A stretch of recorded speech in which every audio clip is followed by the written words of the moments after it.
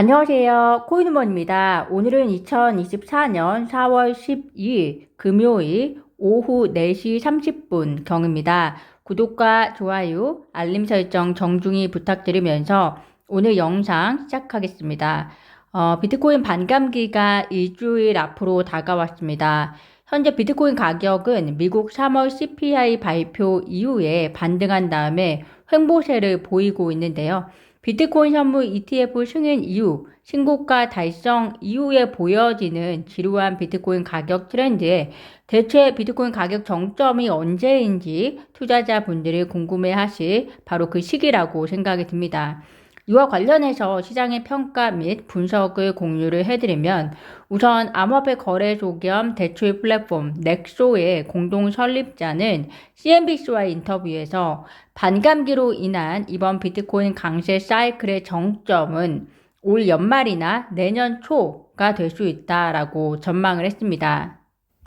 이미 비트코인 현물 ETF 승인으로 강세 사이클이 일찍 시작이 되었고 또 반감기 도래 이전에 이미 신고가를 경신했다는 점에서 사이클의 지속 기간과 그리고 강도를 예측하는 것이 더 까다로워졌지만 결국의 관건은 채굴자들의 잠재적인 비트코인 매도 물량이 절반으로 줄어드는 시점에 따라서 시장에 영향을 미칠 것이다 라고 하고 있습니다. 다만 주의해야 할 것이 반감기 당일 시장에는 큰 움직임이 없을 것이라고 보지만 물론 투기꾼들에 의한 변동성은 발생할 수 있다라고 이야기를 하고 있고요. 그런데 이를 기술적 분석의 재료 등으로 연관하면 안 된다라고 이야기를 하고 있습니다. 따라서 투자자분들도 반감기 직후에 나타나는 가격적 트렌드에 대한 객관적인 분석이 필요할 것으로 보입니다. 크립토 퀀트의 한 기고자는 대부분의 투자 시장과 마찬가지로 상승장의 최고점은 신규 투자자가 대거 유입된 이후에 종료되는데 지난 2017년에는 신규 투자자들이 대거 유입되기 시작한 후 9개월 뒤에 비트코인은 최고점에 도달했고 2021년에는 정점까지 7개월이 걸렸다라고 얘기를 하고 있습니다. 그런데 2024년 현재 비트코인 현물 ETF 출시 이후에 신규 투자자들이 유입된 지 3개월이 지났다. 보수적으로 봐도 시장은 아직 정점에 도달하지 않았다라고 분석했습니다. 즉 신규 투자자 유입 기간에 따른 비트코인 정점 분석이니 참고하시면 될 것 같고요.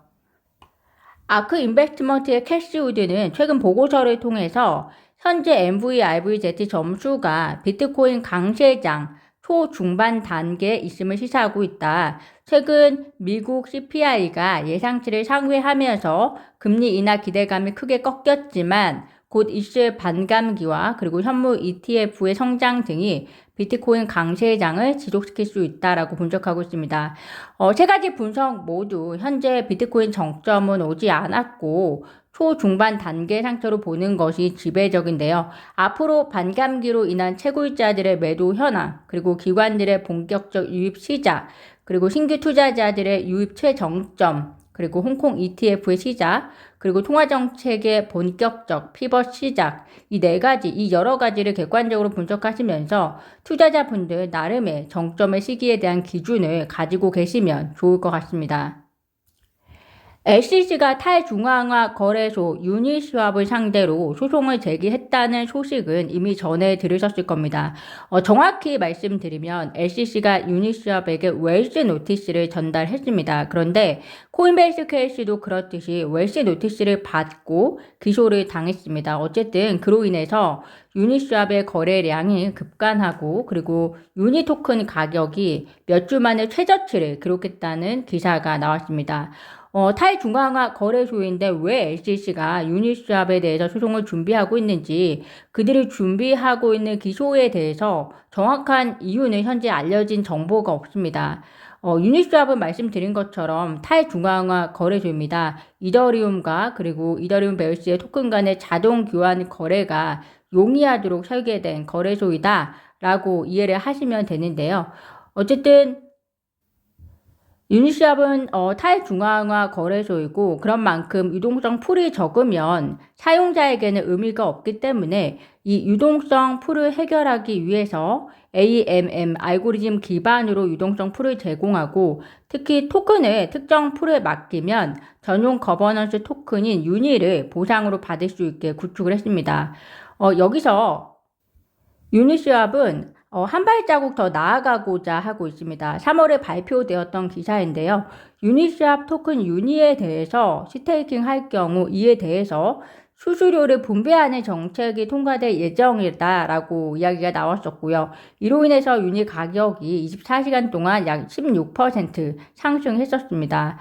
현재 SEC가 유니스왑에게 웰스 노티스를 전달한 이유가 알려지지 않은 상황에서 추측해 보면 유니스왑이 토큰을 특정 풀에 맡기면 유니를 보상받을 수 있도록 한 시스템이나 향후에 유니스왑 토큰 유니 스테이킹에 대해서 미등록 증권 혐의를 적용하려고 하는 것이 아닌가라는 추측이 들고요.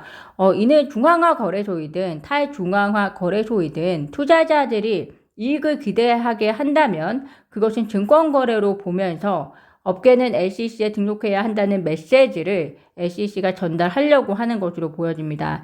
즉 코인베이스에 대한 기소의 다른 형태의 연장선이다 라고 보여지는데요. SEC 현재 명확한 규제 없이 이루어지는 집행은 잘 보시면 리플을 시작으로 해서 점차 거래소, 디파이 영역으로 확장되고 있는 것으로 보아서 암호화폐 관련 내용은 모두 SEC의 휘하에 두려는 욕심, 그리고 서로의 케이스들이 지금 꼬리에 꼬리를 물고 연결됨으로 인해서 SEC의 집행에 대한 영향력을 최대한 암호화폐에 오랫동안 끌고 가고자 하는 전략으로도 보여집니다. 유니스왑의 입장은 필요하면 대법원까지 가서 싸울 것이다 라고 하는 입장이기 때문에 앞으로 진행되는 상황들을 참고하시면 좋을 것 같습니다. 한국 시간으로 4월 11일 오후 11시 SEC에 예정된 비공개 회의에서 리플 소송 관련 소식이 나올 것이라는 기대감이 확산되고 있다는 기사가 보도가 되었었습니다.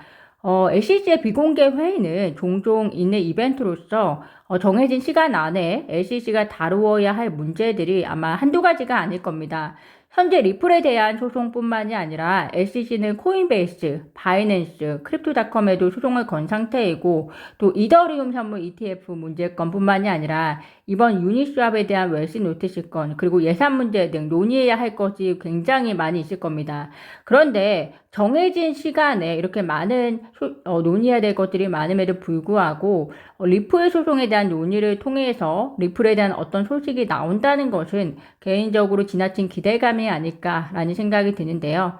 SEC가 제출한 구제책 관련 리플의 반박문이 4월 22일에는 나올 예정이기 때문에 이를 앞두고 리플과 SEC의 합의에 대한 커뮤니티의 기대감이 반영된 내용이지 않을까 생각은 하지만 참고하시면 좋을 것 같습니다.